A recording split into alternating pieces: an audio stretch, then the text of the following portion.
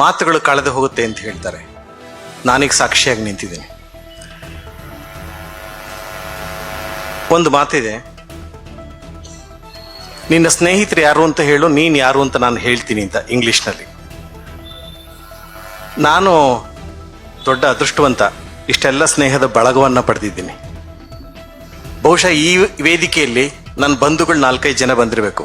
ಇನ್ನು ಉಳಿದವರೆಲ್ಲ ನನ್ನ ಸ್ನೇಹಿತರು, ನನ್ನ ಸಿನಿಮಾದ ವೀಕ್ಷಕರು. ಹಾಗಾಗಿ ನಿಮ್ಮೆಲ್ಲರ ಋಣವನ್ನು ನಾನು ಹ್ಯಾಕ್ ತೀರಿಸ್ಲಿ. ಈ ವೇದಿಕೆಯಲ್ಲಿ ಇರುವಂಥ ಬಹಳಷ್ಟು ಜನ ನನ್ನ ಗುರುಗಳು, ಗುರು ಸಮಾನರು. ಇವ್ರು ಕಾಣಿಸ್ತಾ ಇಲ್ಲ, ಇವರು ಶಂಕರ್ ಹೊರಟೋದ್ರು ಅಂತ ಕಾಣುತ್ತೆ. ಶಂಕರ್ ಅವರು ಮುಟ್ಟಿಸಿಕೊಂಡವರು. ಮತ್ತೆ ಬದುಕು ಜಟಕಬಂಡಿ 34 ವರ್ಷಗಳ ಹಿಂದೆ ನನ್ನ ಪ್ರಯಾಣ ಪ್ರಾರಂಭ ಆಯಿತು. ಎಲ್ಲರೂ ಹೇಳ್ತಿದ್ದಾರೆ 60 ಅಂತ. 60 ಅಲ್ಲ ಸರ್, 61 ಆಗಿ 62ಕ್ಕೆ ಬರ್ತಾ ಇದ್ದೀನಿ.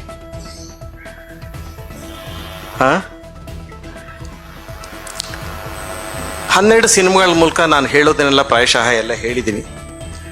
ಜೊತೆಗೆ ನನ್ನ ಪುಸ್ತಕದಲ್ಲಿ ನನ್ನ ಎಲ್ಲ ಅನುಭವಗಳನ್ನು ಬರ್ಕೊಂಡಿದ್ದೀನಿ. ಮತ್ತೆ ಇಲ್ಲಿ ಅದನ್ನು ಪುನರುಚ್ಚರಿಸೋದಕ್ಕೆ ನಾನು ಇಷ್ಟಪಡೋಲ್ಲ. ಇಷ್ಟು ವರ್ಷಗಳು ಒಂದು ಹಳ್ಳಿಯಿಂದ ನರಪೇತಲನಾಗಿದ್ದ ನಾನು ಈ 60 ವರ್ಷಗಳ ನಡೆ ಬಂದ ಪ್ರಯಾಣ ಇದೆಯಲ್ಲ, ನಾನು ಯಾವುದೂ ಉದ್ದೇಶಿತವಾಗಿ ಬಂದದ್ದಲ್ಲ. ನಮ್ಮೆಲ್ರಿಗೂ ಹೇಳ್ತಾರೆ ಗುರು ಇರಬೇಕು, ಇಲ್ಲ ಗುರಿ ಇರಬೇಕು ನಿನಗೆ ಅಂತ. ಗುರುಗಳಿದ್ರು ಸಾಕಷ್ಟು ಜನ, ಗುರಿ ಇಲ್ಲದೆ ಬಂದಂಥವು ನಾನು. ಬದುಕು ಹೇಗೆ ಬಂತು ನನ್ನ ಬದುಕಿನಲ್ಲಿ ಅದನ್ನು ಸ್ವೀಕರಿಸ್ತಾ ಬಂದೆ. ಬದುಕು ಇಲ್ಲಿವರೆಗೂ ಕರ್ಕೊಂಬಂದಿದೆ. ನಾನು ಹೈಸ್ಕೂಲ್ ಇದ್ದಾಗ ಒಂದು ವಾಕ್ಯ ಓದಿದ್ದೆ. ಕಸ್ತೂರಿ ಅಂತ ಒಂದು ಮ್ಯಾಗಝಿನ್ ಬರ್ತಾ ಇತ್ತು. ಅದರಲ್ಲಿ ಕೊನೆಯ ಒಂದು ವಾಕ್ಯ ಇತ್ತು, ನೀನು ಯಾವತ್ತೂ ನಿನ್ನ ಬದುಕಿನಲ್ಲಿ ಒಳ್ಳೆಯದನ್ನು ಆಲೋಚನೆ ಮಾಡು, ಒಳ್ಳೆಯ ಕೆಲಸಗಳಾಗಲಿ ಅಂತ ಅಂದ್ಕೋತಾ ಇದ್ರೆ ಹೋಲ್ ಯೂನಿವರ್ಸ್, ಇಡೀ ಜಗತ್ತು ನಿನಗೆ ಸಹಾಯ ಮಾಡುತ್ತೆ ಅದಾಗೋದಕ್ಕೆ ಅಂತ. ನನ್ನ ಬದುಕಿನಲ್ಲಿ ಸತ್ಯ ಆಗಿದೆ. ಬಹುಶಃ ಎಲ್ರಿಗೂ ಅದು ಅನುಭವ ಆಗುತ್ತೆ. ನಾವು ಅಂದ್ಕೊಂಡ್ರೆ ಖಂಡಿತ ಆಗುತ್ತೆ ಅನ್ನೋದಕ್ಕೆ ನಾನೇ ಸಾಕ್ಷಿ. ಇಂಗ್ಲಿಷ್ ಮಾತಾಡೋದಕ್ಕೆ ಹೆದರ್ಕೋತಾ ಇದ್ದೆ. ಸಭೆಯಲ್ಲಿ ನಿಂತು ಮಾತಾಡೋದಕ್ಕೆ ನನಗೆ ಕೈಕಾಲು ನಡ್ಕ ಬರ್ತಾ ಇತ್ತು. ಈ ಎಲ್ಲದನ್ನು ಹೇಗೆ ದಾಟಬರಕ್ಕೆ ಸಾಧ್ಯ ಆಯಿತು? ನಮ್ಮೂರಿನಲ್ಲಿ ವಿಮಾನ ಹಾರ್ತಾ ಇತ್ತು. ನಾನು ವಿಮಾನ ಹತ್ತಿರದಿಂದ ನೋಡಿರಲಿಲ್ಲ. ಸುಮಾರು ಮೈಲಿಗಳ ಅಂತರದಲ್ಲಿ ಹಕ್ಕಿ ಹಾಗೆ ಹಾರ್ತಾ ಇತ್ತು. ನಾನು ಯಾವತ್ತೂ ಕನಸು ಮನಸ್ಸಿನಲ್ಲಿ ಅಂದ್ಕೊಂಡಿರಲ್ಲ ಒಂದು ದಿವಸ ನಾನು ವಿಮಾನದಲ್ಲಿ ಭಾರತ ಸರ್ಕಾರದ ಅತಿಥಿಯಾಗಿ ಹೋಗ್ತೀನಿ ಅಂತ. ಹೇಗೆ ಸಾಧ್ಯ ಆಯ್ತಾ ಇದು? ನಾನು ಅಂದ್ಕೊಂಡೇ ಇರಲಿಲ್ಲ, ಆದ್ರೆ ಆಸೆ ಇತ್ತು ನನಗೆ. ನಮ್ಮ ಊರಿನ ಪಕ್ಕ ಸಿಮೆಂಟ್ ಫ್ಯಾಕ್ಟ್ರಿ ಇದೆ, ಡೈಮಂಡ್ ಸಿಮೆಂಟ್ ಫ್ಯಾಕ್ಟ್ರಿ ಅಂತ. ಅಲ್ಲಿ ಬಿರ್ಲಾ ಒಡೆತನ ಇತ್ತು. ಒಂದ್ಸರಿ ಬಿರ್ಲಾ ಅವರು ಅಲ್ಲಿಗೆ ಬಂದಿದ್ರು, ಅಮ್ಮಸಂದ್ರ ಅಂತ ಇದಕ್ಕೆ ಬಂದಾಗ ಅವರ ಸ್ವಂತ ವಿಮಾನ ಅಲ್ಲೊಂದು ಎತ್ತರದ ಪ್ರದೇಶದಲ್ಲಿ ಪಾರ್ಕ್ ಮಾಡಿತ್ತು. ಅದನ್ನ ನೋಡೋದಕ್ಕೆ ನಾವೆಲ್ಲ ನಾನು 7ನೇ ಕ್ಲಾಸ್ ಓದ್ತಾ ಇದ್ದೆ. ಓಡಿದ್ವಿ ವಿಮಾನ ನೋಡೋದಕ್ಕೆ ಹತ್ತಿರದಿಂದ. ವಿಮಾನ ಹೇಗಿರುತ್ತೆ ಅಂತಾನೆ ಗೊತ್ತಿರಲಿಲ್ಲ. ನಾವು ಮಕ್ಕಳೆಲ್ಲ ಕಲ್ಪನೆ ಮಾಡ್ಕೋತಾ ಇದ್ವಿ, ವಿಮಾನ ಅಂದ್ರೆ ದೊಡ್ಡದಾಗಿರುತ್ತಂತೆ, ನಮ್ಮ ಊರು ದೊಡ್ಡದಷ್ಟಿರುತ್ತಂತೆ, ನಮ್ಮ ಊರು ಗೌಡ್ರ ಮನೆ ಎಷ್ಟು ದೊಡ್ಡದಿರುತ್ತಂತೆ, ಹಲವಾರು ಕೋಣೆಗಳಿರುತ್ತೆ, ಏನೇನೋ ಕಲ್ಪನೆಗಳನ್ನ ನಾವು ನೋಡಿರಲ್ಲ, ಸಿನಿಮಾದಲ್ಲೂ ನೋಡಿರಲ್ಲ ಆ ವಿಮಾನನ. ಹೋಗಿ ಅವತ್ತು ವಿಮಾನ ನೋಡ್ಬೇಕು ಅಂತ ಅವತ್ತು ವಿಮಾನದ ಒಳಗೆ ಎಲ್ರಿಗೂ ಪ್ರವೇಶ ಕೊಟ್ಟಿದ್ರು. ನಾನು ಆ ಸರದಿ ಸಾಲಿನಲ್ಲಿ ನಿಂತಿದ್ದೆ. ನನ್ನ ಪ್ರವೇಶ ಬರುವಷ್ಟರಲ್ಲಿ ವಾಪಸ್ ಬಿರ್ಲಾ ಅವ್ರು ಬಂದು ಆ ವಿಮಾನ ಹಾರು ಹೊರಟೋಯ್ತು. ನಾನು ವಿಮಾನದೊಳಗೆ ಹೋಗಕ್ಕಾಗಿರ್ಲಿಲ್ಲ. ಅವತ್ತು ನನಗೆ ಅನಿಸ್ತಾ ಇತ್ತು, ನಾನು ಯಾವತ್ತಾದ್ರೂ ವಿಮಾನ ಹತ್ತಬೇಕು ಅಂತ ಅನಿಸ್ತಾ ಇತ್ತು. ಆ ಕನಸು 20 ವರ್ಷಕ್ಕೆ ಸಾಧ್ಯ ಆಯ್ತದು. ಅಂದ್ರೆ ಅದಕ್ಕೋಸ್ಕರ ನಾನು ಹೇಳಿದ್ದು, ಯಾವುದು ಒಳ್ಳೆಯದನ್ನು ನಾವು ಮಾಡಬೇಕು ಅಂತ ಅಂದ್ಕೊಟ್ಟು ಸಾಧ್ಯ ಆಗುತ್ತೆ ಅಂತ. ಎಲ್ಲ ಮಹನೀಯರು ಇವತ್ತು ನಾನು ಹುಟ್ಟುಹಬ್ಬದ ಬಗ್ಗೆ ಮಾತಾಡಿದ್ರು. ಹುಟ್ಟುಹಬ್ಬ ಅಂದ್ರೆ ನಾಚಿಕೆ ಆಗುತ್ತೆ ನನಗೆ. ಯಾಕೆ ಅಂದ್ರೆ ನಾನು ಬಾಲ್ಯದಲ್ಲಿದ್ದಾಗ ಹುಟ್ಟುಹಬ್ಬ ಆಚರಿಸ್ಲಿ ಅಂತ ನನಗೆ ಯಾವಾಗಲೂ ಆಸೆ ಆಗೋದು. ಯಾಕೆ ಅಂದ್ರೆ ಹುಟ್ಟುಹಬ್ಬದಲ್ಲಿ ನಂಗೆ ಪೆಪ್ಪರ್ಮೆಂಟ್ ಸಿಗ್ತಾ ಇತ್ತು. ಅವತ್ತು ವಿಶೇಷವಾದ ದಿನ ಆಗಿರ್ತಾ ಇತ್ತು. ಯಾಕೆಂದ್ರೆ ಪೆಪ್ಪರ್ಮೆಂಟ್ ಕೂಡ ಕೊಂಡ್ಕೊಳಕ್ಕಾಗದೇ ಇರುವಂಥ ಬಡತನದಲ್ಲಿ ನಾನು ಬೆಳೆದಿದ್ದೆ. ಚಾಕ್ಲೇಟ್ ಅಂತ ಬಿಟ್ಬಿಡಿ, ನಾನು ಪೆಪ್ಪರ್ಮೆಂಟ್ ಹೇಳ್ತಾ ಇರೋದು. ಹಾಗಾಗಿ ಅವತ್ತು ನನಗೆ ಒಂದು ಪ್ಯಾಕೆಟ್ ಪೆಪ್ಪರ್ಮೆಂಟ್ ಸಿಗುತ್ತೆ. ನನ್ನ ಸ್ನೇಹಿತರಿಗೆ ಹಂಚಿ ನಾನು ಒಂದಿಷ್ಟು ಜೇಬಲ್ಲಿ ಇಟ್ಕೊಂಡು ಒಂದು ವಾರಗಟ್ಲೆ ಇಡ್ತಾ ಇದ್ದೆ. ಒಂದು ವಾರ ಜೇಬಲ್ ಇದ್ದು ಅಂಟು ಬಿಟ್ಟಿರೋದು, ಕರಗಿ ಎಲ್ಲ ಜೇಬೆಲ್ಲ ಗಂಟಾಗ್ಬಿಡ್ತಾ ಇತ್ತು. ಪೆಪ್ಪರ್ಮೆಂಟ್ಗೋಸ್ಕರ ನಾನು ಹುಟ್ಟುಹಬ್ಬ ಆಗ್ಲಿ ಅಂತ ಆಸೆ ಪಡ್ತಾ ಇದ್ದೆ. ಇವತ್ತು ಈ ಹುಟ್ಟುಹಬ್ಬ ಈ ತರ ಆಗುತ್ತೆ ಅಂತ ನಂಗೆ ಮನಸ್ಸಿನಲ್ಲೂ ಎಣಿಸಿರ್ಲಿಲ್ಲ. ಇದೆಲ್ಲ ಹೇಗೆ ಸಾಧ್ಯ ಆಯ್ತು? ನನಗೆ ಆಸೆ ಇತ್ತು, ಸಾಕಷ್ಟು ಬರೆದಿದೆ, ಪತ್ರಕರ್ತನಾಗಿದ್ದೆ, ಸಿನಿಮಾ ನಿರ್ದೇಶಕನಾದೆ. ನನ್ನ ಬರವಣಿಗೆಗಳ ಪುಸ್ತಕದ ರೂಪದಲ್ಲಿ ಬರಲಿ ಅಂತ ಇತ್ತು, ಆಸೆ ಇತ್ತು. ದತ್ತಣ್ಣ ಇದಕ್ಕೆ ಮುನ್ನುಡಿಯನ್ನ ಹಾಡಿದವರು. ಕಳೆದ 60 ವರ್ಷ ಆದಾಗ ಇನ್ನಾದರೂ ಅವನ ಕೃತಿಗಳ ಕುರಿತು ಒಂದು ವಿಶ್ಲೇಷಣಾತ್ಮಕ ಬರಹ ಬರಬೇಕು ಅಂತ ಅದಕ್ಕೆ ಬೆಂಕಿ ಹಚ್ಚಿದವರು, ಕಿಡಿಯನ್ನು ಹಚ್ಚಿದವರು ದತ್ತಣ್ಣ. ಅದನ್ನು ಮುಂದುವರಿಸಿದವರು ಗೋಪಾಲಕೃಷ್ಣ ಪೈಗಳು. ಎಲ್ಲ ಹಿರಿಯ ಸ್ನೇಹಿತರು, ನನ್ನ ಪಿತೃ ಸಮಾನರಾದಂಥವ್ರು ಎಲ್ಲರೂ. ತುಂಬ ಶ್ರಮ ಹಾಕಿದ್ದಾರೆ ಈ ಪುಸ್ತಕ ಬರಲಿಕ್ಕೆ. ಇದನ್ನ ಪುಸ್ತಕನ ಹೇಗೆ ಪಬ್ಲಿಷ್ ಮಾಡೋದು ಅಂತ ಯೋಚನೆ ಮಾಡ್ತಾ ಇದ್ದಾಗ ಯಾರನ್ನು ಕೇಳೋದು ಅಂತ ಇತ್ತು. ಕೇಳಿ ಇಲ್ಲ ಅನ್ನಿಸ್ಕೊಂಬಿಟ್ರೆ ಭಾಳ ಅವಮಾನ ಆಗುತ್ತೆ ಜೀವನದಲ್ಲಿ. ಹಾಗಾಗಿ ಯಾರನ್ನು ಕೇಳೋದು ಅನ್ನೋ ಅನುಮಾನದಲ್ಲಿ ಹನೂರು ಕೃಷ್ಣಮೂರ್ತಿಗಳನ್ನ ಸ್ನೇಹಿತರಿದ್ರು. ನಾನು ಕೇಳಿದ್ರೆ ಯಾರಾದರೂ ಒಪ್ತಾರ ಇಲ್ವೋ ಅಂದ್ಬಿಟ್ಟು ಅವರ ಕಿವಿಯಲ್ಲಿ ಪೈಗಳು ಹೇಳಿದ್ರು, ಯಾರಾದರೂ ಪ್ರಕಾಶಕರನ್ನ ಕೇಳಬೇಕಲ್ಲ ಅಂತ. ನಾನು ಕೇಳ್ತೀನಿ ರೀ, ಒಬ್ರು ಇದ್ದಾರೆ ಅಂತ ನಮ್ಮ ಪ್ರಕಾಶ್ ಕಂಬತ್ತೇಳಿಯವ್ರನ್ನ ಕೇಳಿದ್ರು. ಅದಕ್ಕೆ ಮುಂಚೆ 15 ವರ್ಷದಿಂದ 2005ರಲ್ಲಿ ನನ್ನ ಲೇಖನಗಳು ಉದಯವಾಣಿಯಲ್ಲಿ ಬರ್ತಾ ಇತ್ತು. ಅದರ ಸಂಪಾದಕರು ಹೇಳಿದ್ರು, ಇದಕ್ಕೆ ಪುಸ್ತಕ ಆಗೋ ಯೋಗ್ಯತೆ ಇದೆ, ಯಾರ ಕೈಲಾದ್ರೂ ಪಬ್ಲಿಷ್ ಮಾಡಿಸಿ ಅಂತ. ನಾನು ನೇರವಾಗಿ ನನ್ನ ಮಿತ್ರರಾದ ಪ್ರಕಾಶ್ ಕಂಬತ್ತಳ್ಳಿ ಹತ್ರ ಹೋಗಿ, ಇದು ಪುಸ್ತಕ ಆದ್ರೆ ಚೆನ್ನಾಗಿರುತ್ತಲ್ವ ಪ್ರಕಾಶ್ ಅಂದೆ. ಸಿನಿಮಾದ್ ಯಾರು ಓದಲ್ಲ ಸರ್, ಮಾಡಕ್ಕಾಗಲ್ಲ ಅಂದ್ಬಿಟ್ಟಿದ್ರು 2005ರಲ್ಲಿ. ಇಲ್ಲಿಗೆ ಕರೆಕ್ಟಾಗಿ 19 ವರ್ಷಗಳ ಹಿಂದೆ. ಹಾಗಾಗಿ ನನಗೆ ಮತ್ತೆ ಈ ಕೇಳಿ ಅವ್ರು ಎಲ್ಲಿ ಇಲ್ಲ ಅಂತಾರೋ ಅನ್ನೋದಲ್ಲಿ ನನ್ನ ಸ್ನೇಹಿತರ ಮೂಲಕ ಕೇಳಿಸಿದಾಗ ಆ ಪುಸ್ತಕದ ಕಂಟೆಂಟ್ ಏನು ಅಂತ ಕೂಡ ಕೇಳಿದೆ. ತಕ್ಷಣ ನಾನು ಮಾಡ್ತೀನಿ ಅಂತ ಹೇಳಿದ್ರು ಪ್ರಕಾಶ್ ಕಂಬತ್ತಳ್ಳಿ, ಈ ಪುಸ್ತಕವನ್ನ ಮಾಡ್ತೀನಿ ಅಂತ ಹೇಳಿದ್ರು. ಒಂದು ಪುಸ್ತಕ ಅಂತ ಪ್ರಾರಂಭ ಆಯ್ತದು, ಒಂದು ಪುಸ್ತಕ ಅಂತ ಆರಂಭದಲ್ಲಿದ್ದು. ನಾನು ಅವರಿಗೆ ಆಮೇಲೆ ಪ್ರಕಾಶ್ ಕಂಬತ್ತಳ್ಳಿಗೆ ಥ್ಯಾಂಕ್ಸ್ ಹೇಳ್ತಾ, ನೆನಪಿದೆಯಾ ಪ್ರಕಾಶ್, 19 ವರ್ಷದಿಂದ ನಾನೊಂದು ಪುಸ್ತಕ ತನ್ನಿ ನನ್ನ ಲೇಖನಗಳದ್ದು ಅಂದಾಗ ನೀವು ಆಗಲ್ಲ ಅಂತ ಅಂದಿದ್ರಿ ಹಿಂದೆ. ಹೌದು, ಅವತ್ತು ಆಗಲ್ಲ ಅಂತಂದಿದ್ದೆ, ಇವತ್ತು ಅದನ್ನೂ ಮಾಡ್ತೀನಿ ಅಂದ್ರು. 2 ಪುಸ್ತಕ ಆಯ್ತು. ಬರೆಸಿದಾಗ ಪ್ರೂಫ್ ಎಲ್ಲ ಬಂತು. ಅದನ್ನ ಲೇಔಟ್ ಮಾಡಿದಾಗ 560 ಪುಟಗಳು ಬಂದಿತ್ತು. ಪ್ರಕಾಶ್ ಹೇಳಿದ್ರು, ಈ 500 ಪುಟಗಳಷ್ಟು ಬೃಹತ್ ಗ್ರಂಥವನ್ನ ನೋಡಿದ್ರೆ ಜನ ಓಡ್ ಹೋಗ್ತಾರೆ, ಒಬ್ರು ಕೈಯಿಂದ ಕೂಡ ಮುಟ್ಟಲ್ಲ. ಇದನ್ನ 2 ಪುಸ್ತಕವಾಗಿ ವಿಂಗಡಿಸ್ತೀನಿ ಅಂತ 250 ಪುಟದ 3ನೇ ಪುಸ್ತಕ ಮಾಡಿದ್ರು. 3ನೇ ಪುಸ್ತಕದಲ್ಲಿ ಕೆಲವು ನನ್ನ ದೆಹಲಿ ಮತ್ತೆ ಮುಂಬೈ ಅಥವಾ ಪುಣೆ, ಟ್ರಿವೆಂಡ್ರಮ್ನ ಸ್ನೇಹಿತರು ಇಂಗ್ಲಿಷ್ನಲ್ಲಿ ಕೆಲವು ಲೇಖನಗಳನ್ನ ಬರೆದಿದ್ರು ನನ್ನ ಸಿನಿಮಾದ ಕುರಿತು. ಅವುಗಳನ್ನು ಕನ್ನಡದ ಪುಸ್ತಕಗಳು ಸೇರಿಸ್ಬೇಕು ಅಂತ ಇತ್ತು. ಪ್ರಕಾಶ್ ಆಮೇಲೆ ಹೇಳಿದ್ರು, ಕನ್ನಡದಲ್ಲಿ ಇಂಗ್ಲಿಷ್ ಲೇಖನಗಳನ್ನ ಸೇರಿಸೋ ಚೆನ್ನಾಗಿರಲ್ಲ, ಅದನ್ನೇ ಪ್ರತ್ಯೇಕವಾಗಿ ಮಾಡ್ತೀನಿ ಅಂದ್ರು. 4ನೇ ಪುಸ್ತಕ ಬಂತು. ಪ್ರಾಯಶಃ 4 ಪುಸ್ತಕ ಒಬ್ಬಂದು. ನಾನು ಲೇಖಕ ಅಲ್ಲ, ನಿರ್ದೇಶಕ. ಬರುತ್ತೆ ಇವತ್ತೇ ಅಂದ್ರೆ ಅದಕ್ಕಿಂತ ಅದೃಷ್ಟ ಏನಿದೆ. ಕನ್ನಡ ಚಿತ್ರರಂಗದಲ್ಲಿ ಒಂದು ಟೆಕ್ಸ್ಟ್ ಅನ್ನ ಕ್ರಿಯೇಟ್ ಮಾಡೋ ನಿಟ್ಟಿನಲ್ಲಿ ಇದೆಷ್ಟು ಮೌಲಿಕವಾಗಿದೆ ಅಂತ ನೀವು ಓದ್ದಾಗ ಗೊತ್ತಾಗುತ್ತೆ. ಅದನ್ನ ಮಾಡಿದಂತ ಪ್ರಕಾಶ್ ಕಂಬತ್ತಳ್ಳಿಗೆ ನಾನು ಯಾವತ್ತು ಋಣಿ. ಪ್ರಕಾಶ್, ನಾನು ನಿಮ್ಮಲ್ಲಿ ಕೇಳ್ಕೊಳ್ಳೋದಿಷ್ಟೇ, ನನ್ನ ಸಿನಿಮಾಗಳನ್ನ 4 ದಿವಸ ಉಚಿತವಾಗಿ ಎಲ್ರಿಗೂ 8 ಸಿನಿಮಾಗಳನ್ನ ತೋರಿಸಿದ್ದೀನಿ. ಈ ಪುಸ್ತಕಗಳನ್ನ ಕೊಂಡ್ಕೊಳ್ಳೋದ್ರ ಮೂಲಕ ಪ್ರಕಾಶ್ ನನ್ನಂತ ಬೇರೆ ನಿರ್ದೇಶಕರ ಪುಸ್ತಕ ಮಾಡೋದಕ್ಕೆ ಪ್ರೋತ್ಸಾಹ ಬರೋ ಹಾಗೆ ಮಾಡಿ ಅಂತ ಕೇಳ್ಕೊತೀನಿ. ಯಾಕೆಂದ್ರೆ ಎಷ್ಟು ಪ್ರತಿ ಹಾಕ್ಸಿದ್ರೋ ಗೊತ್ತಿಲ್ಲ, 1000 ಹಾಕ್ಸಿದ್ರೋ 500 ಹಾಕ್ಸಿದ್ರೋ. ಇದು ಖಾಲಿ ಆದ್ರೆ ನನ್ನ ಪುಸ್ತಕನೂ 2ನೇ ಮುದ್ರಣ ಹೋಗ್ಬೋದು. ನನ್ನ ಹಾಗೆ ನಾಳೆ ಲಿಂಗದೇವ್ರದ್ದು ಬರ್ಬೋದು, ನಂಜನಗೌಡ್ರದ್ದು ಬರ್ಬೋದು, ಮತ್ತೊಬ್ಬರದ್ದು ಬರ್ಬೋದು. ಪುಸ್ತಕಗಳು ಹೆಚ್ಚು ಬರಲಿ ಕನ್ನಡ ಚಿತ್ರರಂಗಕ್ಕೆ ಅಂತ. ಎಲ್ರು ಗುರು ಸಮಾನರು ಅಂತ ಹೇಳಿದೆ. ಸರ್, ನಿಮ್ಮ ನಾಗರಹೊಳೆ ಸಿನಿಮಾನ ತುಂಬಾ ಮೆಚ್ಚಿಕೊಂಡಂತವನು.